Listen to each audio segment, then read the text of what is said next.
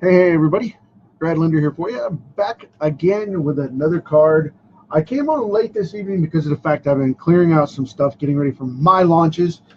Now that surprise project that got moved up got bumped off the table, so now that I'm going to get this shared over with the page, and we're going to knock out BumbleBee Generation 1 for the Transformers.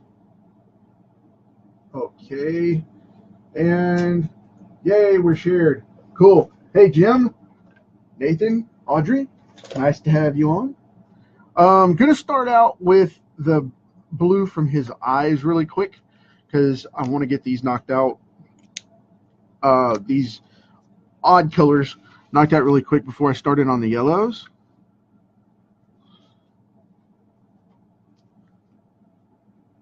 I marked on my hand there.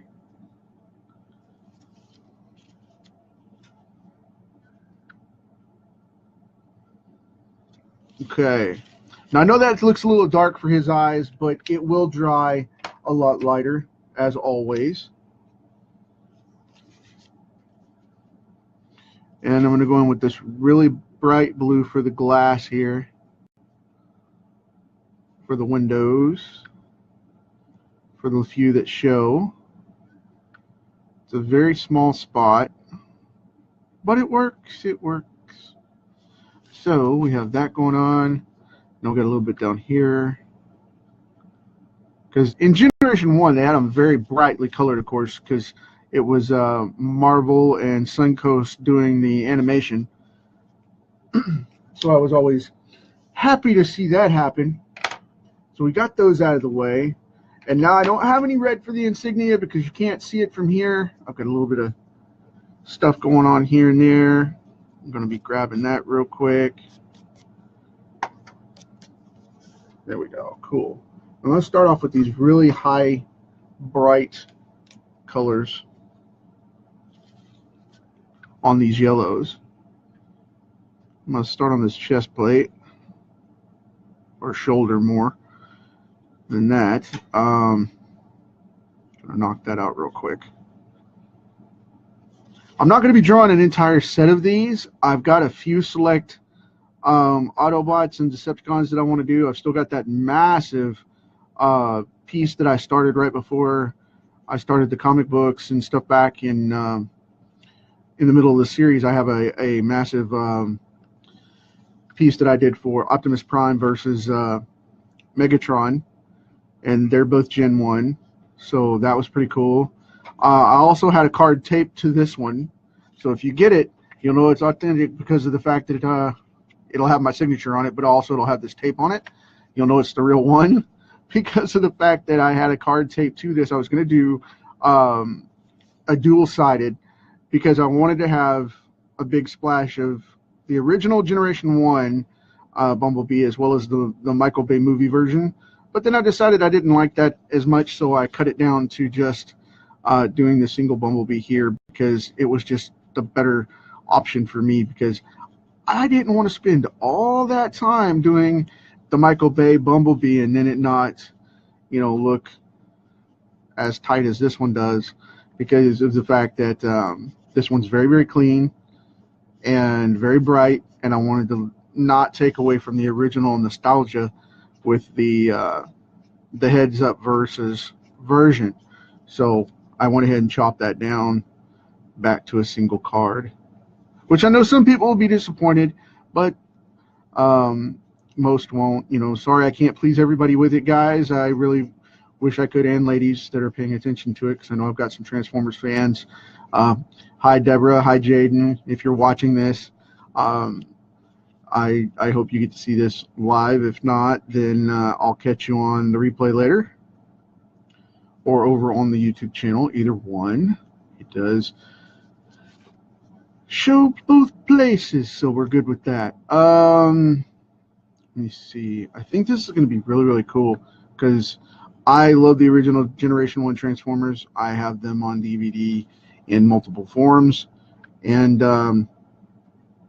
being the kid at heart that I am, I just I really adore these cartoons. I really do. A lot of people think that they're campy now and cheesy and whatnot, but the thing is they still hold up as one of the best sci-fi cartoons out there. That is Earth-based. You know, without going too far into space all the time. And for an alien species that came to Earth, rather than us going out and finding something, these characters really hold up. Even though they were designed by Mattel for toys, period. But most of the 80s cartoons were. So, that's okay. We're okay with that. We played with toys when we were kids. It's funny, I've hit that age to where it's just like, really? So, people are like, you played with action figures? I collect those now. Yeah, well, my generation used to actually crack them out and play with them. So, that's okay. That's okay, too. It's all right. Whatever works, whatever floats your boat. But, I still have a lot of these in my collection, matter of fact. And I'm constantly hunting for more premium versions of them as well.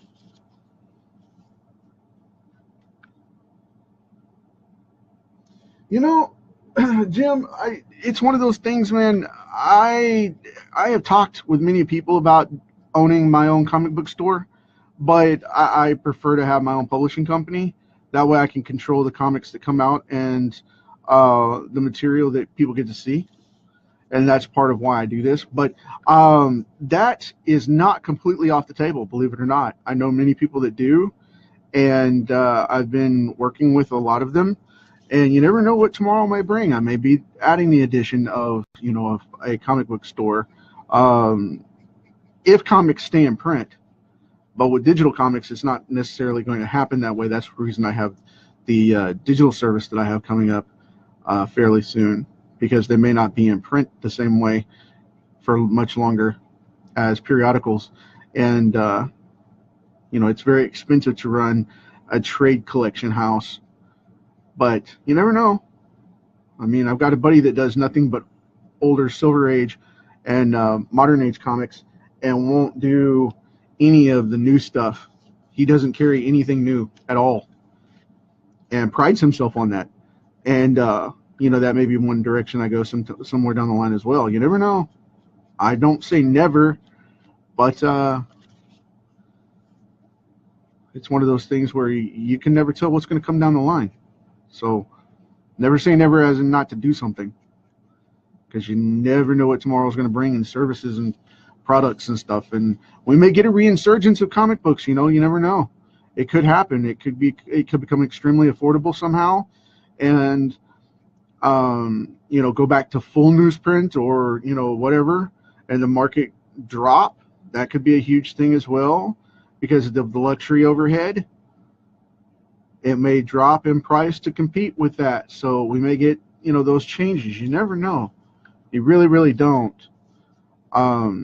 We just have to wait and see. So I get to hang out with this stuff and see what's going on with that. Now, a lot of people like to color his, I'm going to step onto the light phase for his face. A lot of people like to color his arm and joints and stuff black, or they go all the way down and color, you know, the deep part of his arm's gray. I like to do it this way, where these two segments are yellow, the way the first season went, which was season 1, he had yellow shoulders and yellow forearms and gray inserts in here, and then you see the arms go completely gray in season 2. And I always found that fascinating, that they change up the colors sometimes to mix things up. But for me personally, I like the season 1 version better, where he's got a little more yellow on him. But that's, you know, to each their own. Again, that's a personal choice, not necessarily a game changer or, you know, a deal breaker.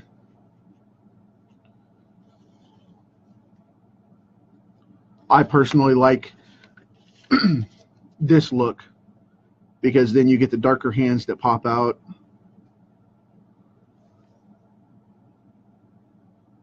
Like this. Now I'm going to go over this with a little bit darker gray on these sections too, but that's okay, except for the face. The face stays light no matter what. Because I even went a little darker than I should have on the face. But I like it to have a little more tone to it. And when this dries, it lightens up. So I'm okay with that. I'm okay with it. I'm okay with it. Let's see what we can do in here. Dink. There we go. Cool. I'm going to get this elbow joint. Try to go with some of these lines so that they don't smudge, just in case there's some graphite in there. And then I'll get that knee like that. Cool deal. Now we'll go in a little darker on these joints. I think I want to go with a C6 here.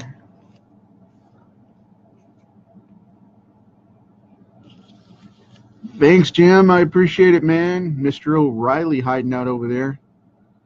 Mr. O'Reilly. That's my buddy Jim O'Reilly. If you haven't seen that guy's stuff, check him out. Everybody calls me a beast and a machine, man. That dude, he's always putting out some serious diverse work all over the place.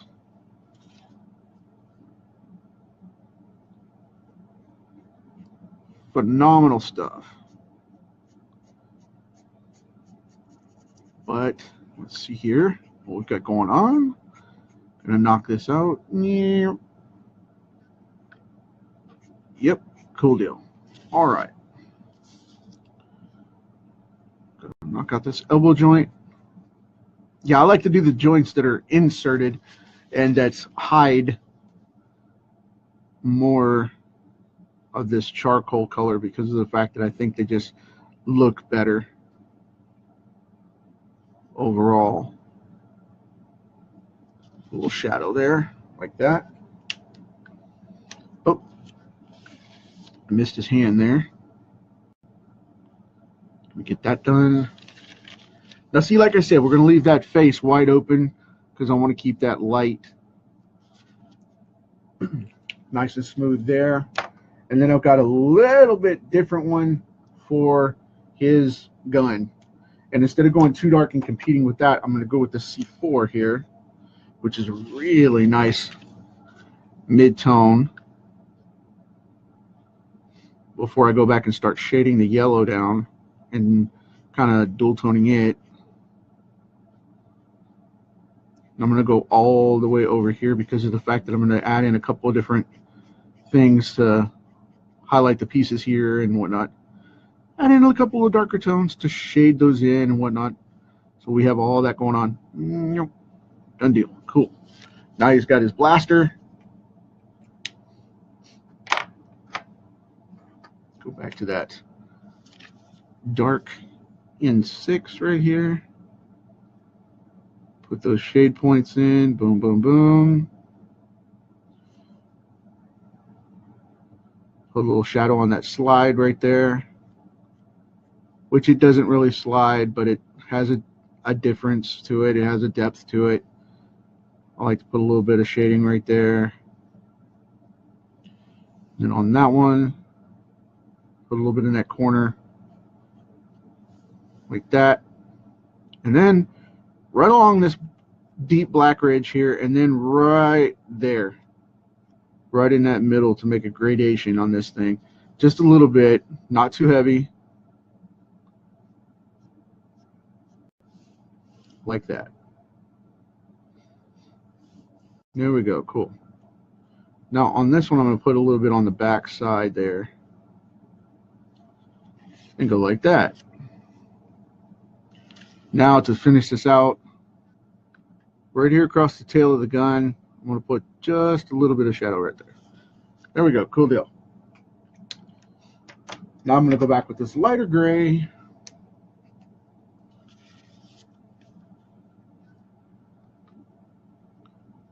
put just a little bit on this chin slope here for Bumblebee to pop him out just a little bit, like that. Add a little bit of depth. So we have that. And right underneath the nose right here, go all the way across. Now, cool. We have that going on. Then I'm going to grab the YR23, which is kind of an egg yolk color. It's strange, but I really dig this one because it makes a perfect toning color for him.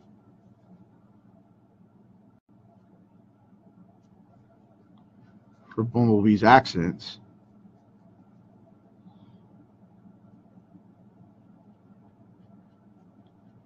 And I'm not going to color in every piece like this. I'm just going to kind of accent it and run just a little bit to show some color variations. Make it look like he's tipping his head down a little bit there. We'll go in there. I'm going to leave that pretty well open because I don't want to overwork it. And then I'll color in this under area here for like this chin part or this neck piece maybe. I think that's more of what that is. But it's just an underside edge to his head for some reason that's always there. So I like to call it his neck, just for not having pretty much anything else to call it. Put in a little yellow there. I'm trying not to overdo, like I said, I want to keep this light source coming down this way and back across that way, so we're going to keep it really light and easy through here. Just catch where that head would be to give it a little overreach. Since this slopes under, this ridge would stick out a little more, so you'd have a little more light coming in underneath it, hitting that high point and going down and shadowing that out. So this is off the shoulder side, so this is a little darker, like that.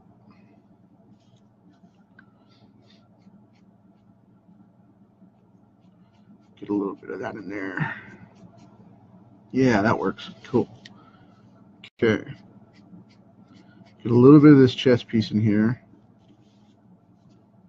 And I'm going to go more off the shoulder and down this side here because of his arm being in the way. I'm going to leave this right along that edge. Kind of like there may be a light divot there.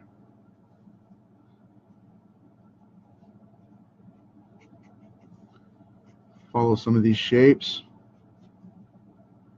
Just real light.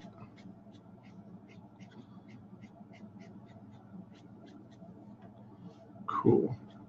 I like that. All right. Now, let me catch this thigh panel. I'm going to go all the way out to this edge. The reason I did that is because his arm again is in the way. And I'm going to go across this like that partially.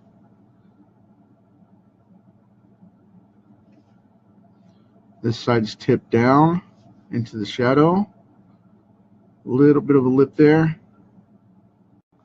We're going to leave the rest of that light down there on the bottom.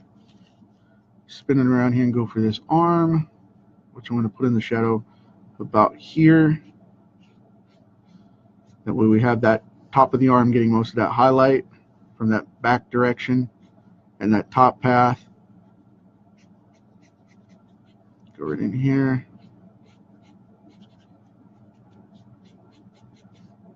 Now, I'm going to be opening, I've gotten asked a couple times now. I'm going to go ahead and answer that. I'm going to be opening the comics for Firestorm. I'm going to be opening those Thursday. I was going to open them earlier this week, but this other job got me sidelined, and I had to knock it out because of commitments so that I could finish on what I'm doing now and move forward with that. So Bear with me on that. I haven't stopped working on it. Night of the Living Dead, or Catman Evolution, or any of the rest of it for that matter. Okay, I think I want to go. I might do something a little different here.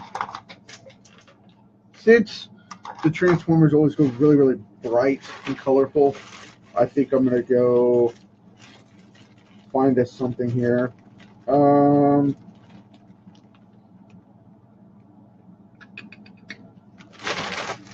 I think I'll go orange. Sorry about that. I was deciding which color I wanted to outline him with, because I want something that'll contrast and be bright and cool, but I don't want something that'll be, you know, Decepticon colored. I don't want it to go so dark. I like these guys to say bright. And I think this is going to be a cool one for that, because this is almost an apricot color. So that's pretty much what we've got here. It's like a bright apricot, or a almost like a tangerine type of orange. It's got that dark, rich orange, but not enough red in it to be anything else. But I think it works. They really contrast with those blues.